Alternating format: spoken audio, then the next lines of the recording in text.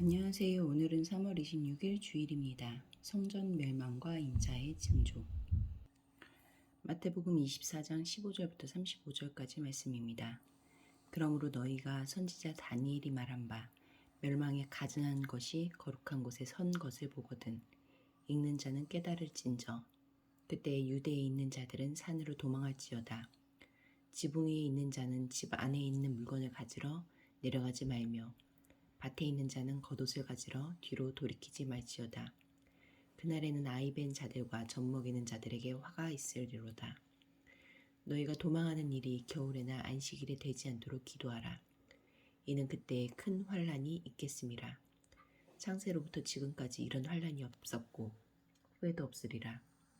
그날들을 감하지 아니하면 모든 육체가 구원을 얻지 못할 것이나 그러나 택하신 자들을 위하여 그날들을 감하시리라.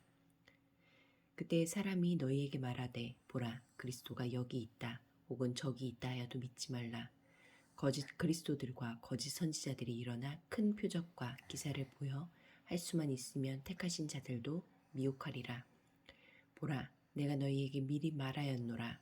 그러면 사람들이 너희에게 말하되 보라 그리스도가 광야에 있다 하여도 나가지 말고 보라 골방에 있다 하여도 믿지 말라. 번개가 동편에서 나서 서편까지 번쩍임같이 인자의 임함도 그러하리라. 주검이 있는 곳에는 독수리들이 모일 것이니라. 그날 환란 후에 즉시 해가 어두워지며 달이 빛을 내지 아니하며 별들이 하늘에서 떨어지며 하늘의 권능들이 흔들리리라.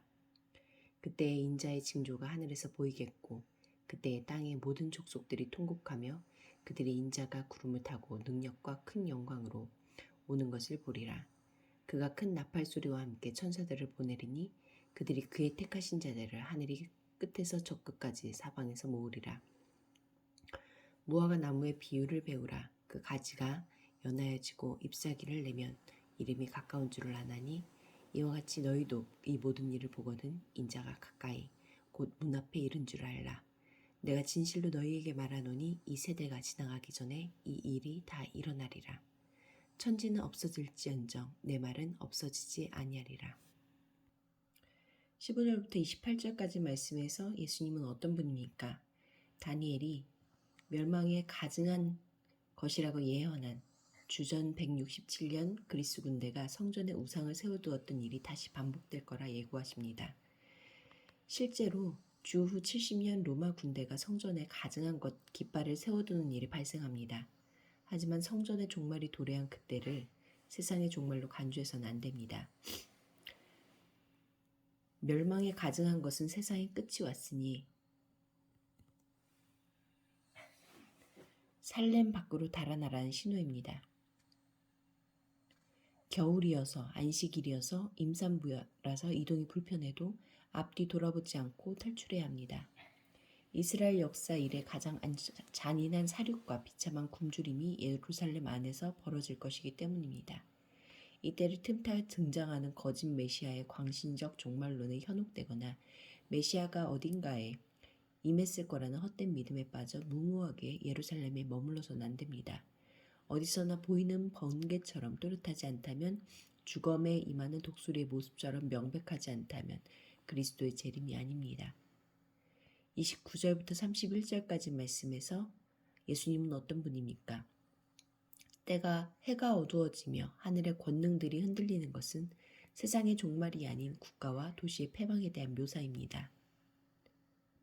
인자가 구름을 타고 오는 것은 재림이 아닌 세상이 무시했던 그분이 다니엘이 예언한 인자로 당당히 인정받는 반전을 상징합니다. 성전이 파괴되는 날 메시아를 죽이는 데 동참했던 백성은 후회하고 통곡할 것입니다.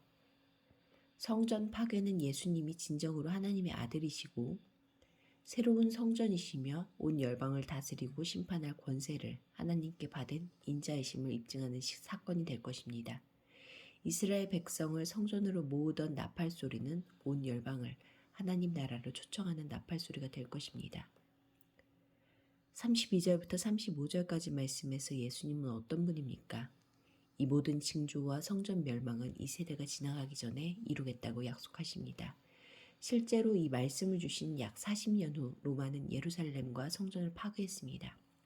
하지만 세상 끝, 즉 주님의 완전한 재림과 세상을 향한 구원과 심판의 역사는 아직 남았습니다. 이름을 알리는 무화과 나무 잎사귀 같은 징조들이 점점 많아지고 있습니다. 기도하시겠습니다. 공동체를 위해서는 말씀하신 대로 성취하신 주님, 주님의 재림도 이루실 줄 믿사오니 소망으로 맞이하게 하소서. 열방을 위해서는 우간다의 그리스도인들이 무슬림의 핍박 속에서도 복음 전도의 열매를 맺고 무슬림 거주 지역에 들어가 복음을 전하는 이들이 안전하도록 함께 기도하시겠습니다.